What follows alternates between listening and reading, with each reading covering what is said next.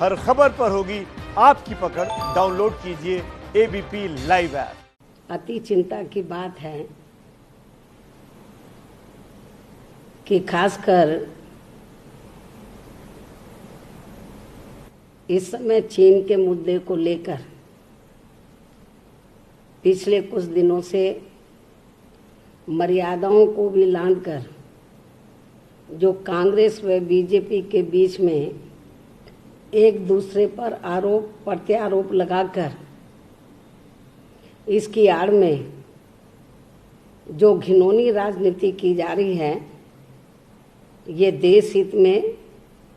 वर्तमान में कतई भी उचित व ठीक नहीं है। जबकि इससे एक तरफ इसका चीन भी फायदा उठा सकता है इनके आपसी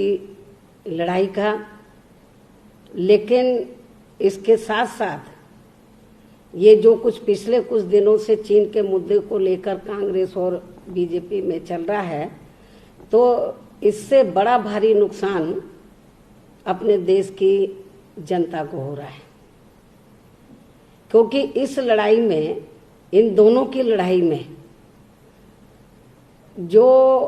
अपने देश में जनहित के जो मुद्दे हैं, तो वो काफी हद तक दब रहे हैं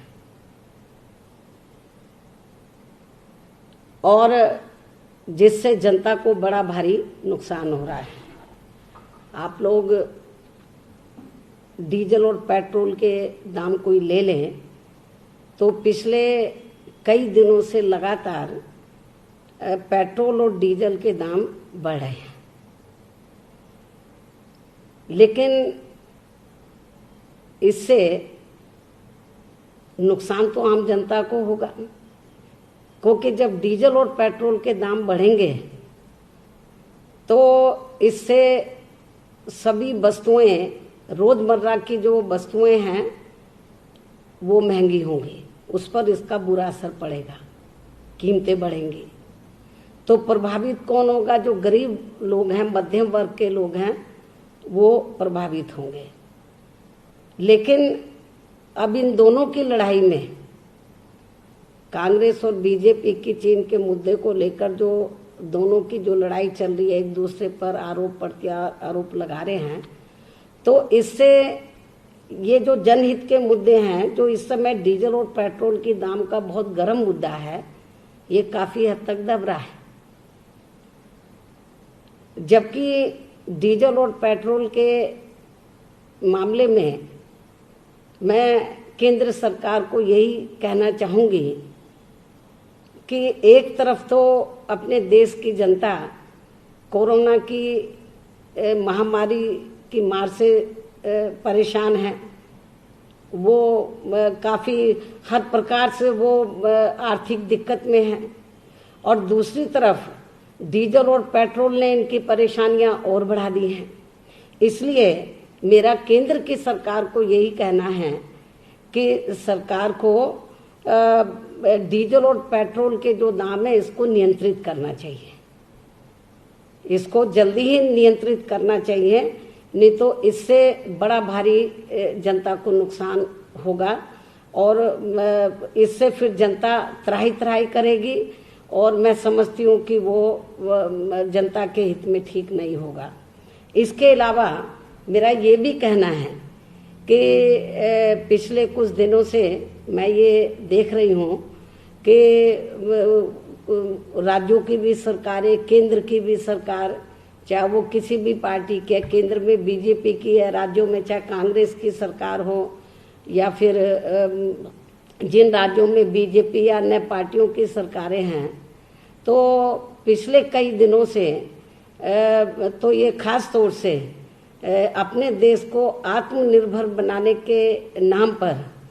तो जो गरीब हित की या गरीब कल्याण की जो ये योजनाएं लॉन्च इन्होंने की हैं, अभी माननीय प्रधानमंत्री जी ने कुछ दिन पहले की हैं, तो लेकिन मेरा ऐसा मानना है, जो मुझे रिपोर्ट मिल रही है जमीनी स्तर से, कि ये इनकी पब्लिसिटी तो बहुत हो रही है, योजनाओं की, चाहे वो राज्य सरकारें कर रही हो, चाहे किसी भी पार्टी की हो या केंद्र की सरकार। तो इसकी पब्लिसिटी तो ये बहुत कर रहे हैं, लेकिन इसका लाभ जो सर्व समाज में से जो गरीब लोग हैं या जरूरतमंद लोग हैं, तो उन लोगों तक इसका लाभ नहीं पहुंच रहा है। अभी तो केवल प्रचार हो रहा है काफी, मतलब तो केवल प्रचार से काम नहीं चलेगा। ये केवल प्रचार करते रहे, चाहे किसी भी पार्टी की सरकार हो, राज्यों में, केंद्र में बीजेपी की है कि हम गरीबों के लिए ये योजनाएं शुरू कर रहे हैं और खास तौर से देश को आत्मनिर्भर बनाने के लिए केवल योजनाओं के लॉन्च करने से काम नहीं चलेगा, बल्कि इसका लाभ गरीब व्यक्ति को, जरूरतमंद व्यक्ति को पूरा लाभ मिले। तो इसके लिए सरकार को इसकी मॉनिटरिंग बराबर करनी होगी। इसके बिना काम चलेगा नहीं, क्योंकि अभी जैसे उत्तर प्रदेश में उन्होंने कहा कि हम ये लाभ दे रहे हैं, लेकिन मुझे रिपोर्ट ये मिल रही है कि इसका लाभ इसका जो लाभ निष्पक्ष तौर से जो गरीब और जरूरतमंद लोगों को मिलना चाहिए वो नहीं मिल रहा है। रिपोर्ट ये मिल रही है ज्यादातर जिस पार्टी की सरकार है वो अपने लोगों को लाभ दे रही है, दूसरी पार्टी के लोगों को इसका लाभ ज्यादा नहीं मिल रहा है, चाहे वो गरीब। जबकि इन योजनाओं का दलगत राजनीति से ऊपर उठकर गरीब और मजलूमों का, जो गरीब लोग हैं, जरूरतमंद लोग हैं, उनको फायदा पहुंचना चाहिए, वो बराबर नहीं मिल रहा है। तो इसलिए जो हमें शिकायतें मिल रही हैं कि इसका लाभ केवल सत्ता पक्ष, चाहे वो कांग्रेस की सरकार हो, चाहे वो किसी भी राज्य में बीजेपी की हो या अन्य पार्टी की हो, तो जो पार्टी पावर में है तो राज्यों में वो अपने लोगों को लाभ दे रही है, लेकिन जो दूसरी पार्टी के लोग हैं उनको बराबर लाभ नहीं मिल रहा है। तो मेरे ख्याल इसकी तरफ भी सरकारों को ध्यान देने की जरूरत है। इसके अलावा मैं आज ये भी स्पष्ट कर देना चाहती हूँ कि बहुजन समाज पार्टी जो बनी है, तो वो इस देश में जो दबे कुचले लोग हैं, करोड़ों की तादाद में दबे कुचले लोग हैं, आदिवासी लोग हैं, पिछड़े वर्ग के लोग हैं, या इनमें से जो कन्वर्टेड माइनॉरिटीज के लोग हैं, तो जिनकी इस आर्थिक स्थिति बहुत ज्यादा खराब थी, मतलब अभी भी खराब है, तो उनके हित के लिए ये पार्टी बनी है। और आपको ये मालूम है जब ये पार्टी बनी थी तो उस समय कांग्रेस पार्टी पावर में थी, केंद्र में भी और ज्यादातर राज्यों में। और यदि कांग्रेस पार्टी ने इन वर्गों के हितों के लिए कुछ कार्य किया होता तो हमें बीएसपी बनाने की जरूरत नहीं पड़ती, और ना ही फिर बाबा साहब डॉक्टर अंबेडकर को इनकी सरकार से कानून मंत्री के पद से इस्तीफा देना पड़ता। तो इसलिए बीएसपी की ये जरूरत पड़ी। और बीएसपी के बारे में जो ये कहा जाता है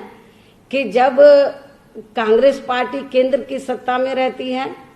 तो बीजेपी कहती है कि हम उसके हाथ का खिलौना बने हैं, जब बीजेपी केंद्र की सत्ता में रहती है तो कांग्रेस वाले कहते हैं कि बीएसपी उनके हाथ का खिलौना बनी है।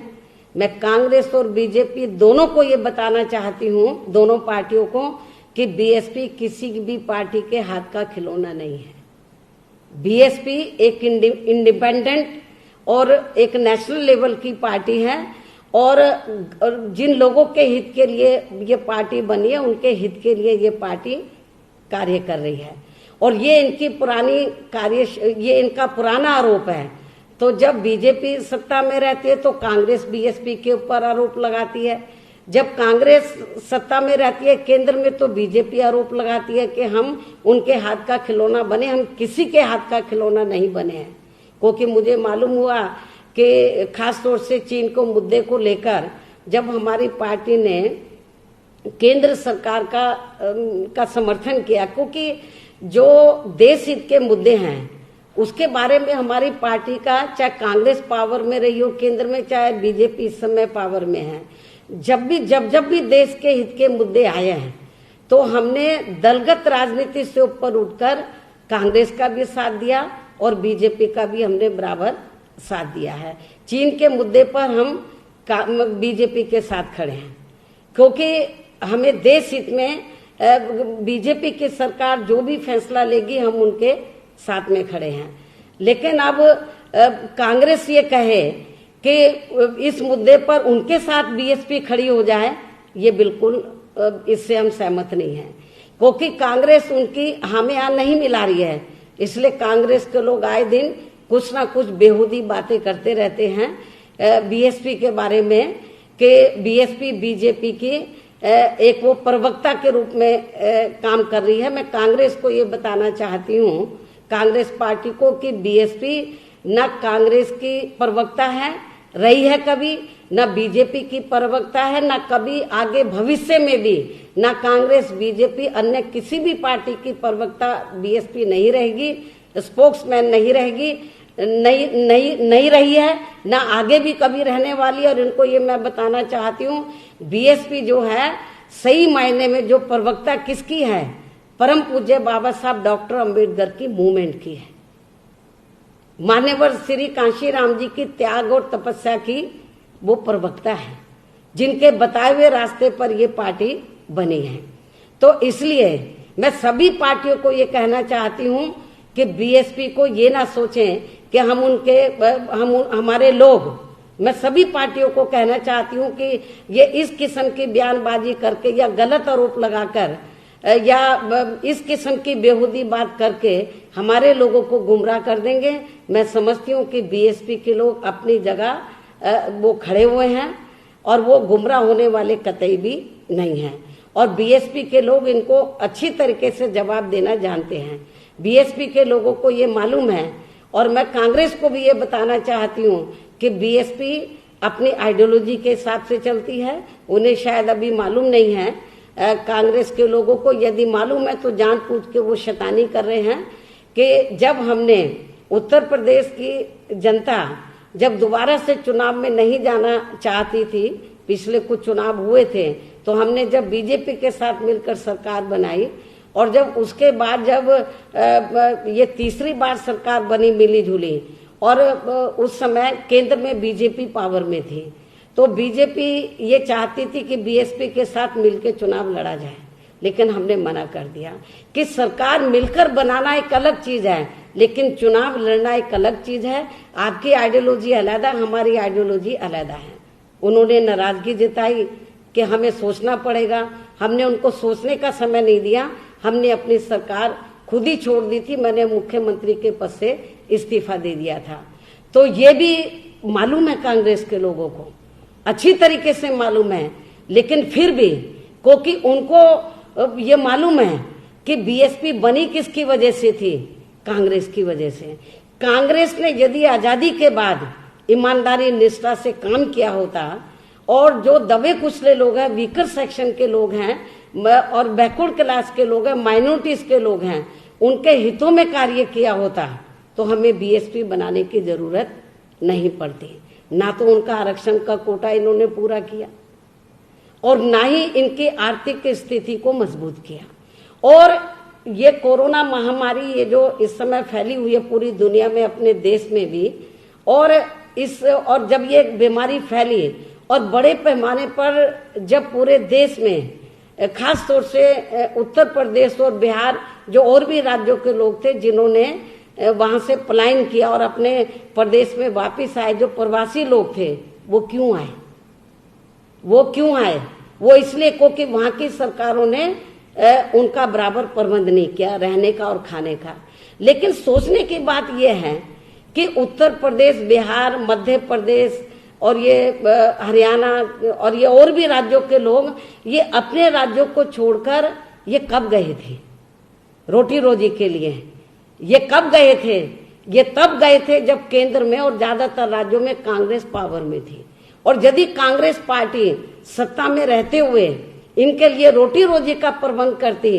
तो इनको दूसरे राज्यों में, बड़े बड़े नगरों में, महानगरों में रोटी रोजी के लिए नहीं जाना पड़ता। तो इसलिए काफी हद तक मैं कोई किसी पार्टी के ना पक्ष में बोल रही हूँ ना मैं किसी के विपक्ष में बोल रही हूँ, मैं एक तथ्यों के आधार पर सही बात में बोल रही हूँ कि ये जो भी कुछ देश के अंदर हो रहा है तो ये अपने देश में चाहे कांग्रेस पावर में रही हो, वो गलत अपनी नीतियों की वजह से वो सत्ता से बाहर हो गई। मेरा तो बीजेपी को भी यही कहना है कि उनको कांग्रेस पार्टी से सबक सीखना चाहिए। जिस प्रकार कांग्रेस पार्टी अपनी गलत नीतियों की वजह से आज वो सत्ता से बाहर है, तो उनको भी अपने आप में सुधार लाना चाहिए, उनके पद चिन्हों पर नहीं चलना चाहिए। जो वो वायदा करते हैं जनता को, उसको जमीन पर अमल में लाना चाहिए। आत्मनिर्भर बनाने की बात बहुत अच्छी बात है, केवल कहने से काम नहीं चलेगा, इसकी पब्लिसिटी से काम नहीं चलेगा, बल्कि अपने देश को आत्मनिर्भर बनाने के लिए बहुत कुछ इनको मेहनत करनी पड़ेगी, काम करना पड़ेगा। और जो भी योजनाएं इन्होंने लागू की हैं, केवल लागू करने से काम नहीं चलेगा, इसका लाभ लोगों तक पहुंचना चाहिए। इसके लिए इनको इसकी मॉनिटरिंग कमेटी अलग से बनानी चाहिए और सही लोगों तक लाभ मिलना चाहिए। इस ओर भी सरकार को ध्यान देना चाहिए। ये बात इसलिए मैंने ये कुछ तथ्यों को लेकर आज आपको प्रेस इसलिए मैंने बुलाई है और अपनी बात इसलिए रखी है क्योंकि जब भी मुझे थोड़ा समय हो जाता मीडिया में जाने के लिए,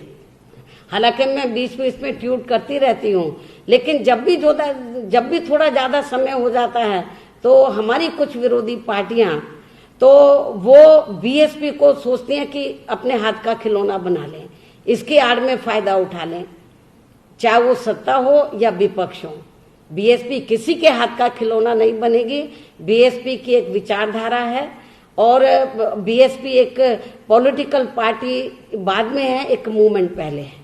इसलिए बीएसपी के नाम पर जो लोग किस्म किस्म की राजनीति कर रहे हैं, मैं समझती हूँ उनको ये घिनौनी हरकत बंद करनी चाहिए। और मैं अपनी पार्टी के लोगों को भी सावधान करना चाहती हूँ कि आए दिन मीडिया में जो गलत किस्म की खबरें आ रही हैं, जो लोगों को गुमराह करने का, हमारे लोगों को जो गुमराह करने का प्रयास किया जा रहा है, उनसे वो सावधान रहें, ताकि विरोधी पार्टियों के मंसूबे कभी भी पूरे ना हो सके। तो इन्हीं कुछ जरूरी बातों पर जानकारी देने के लिए मुद्दों पर मैंने अपनी बात आज आप लोगों के सामने रखी है। धन्यवाद। एबीपी न्यूज आपको रखे आगे।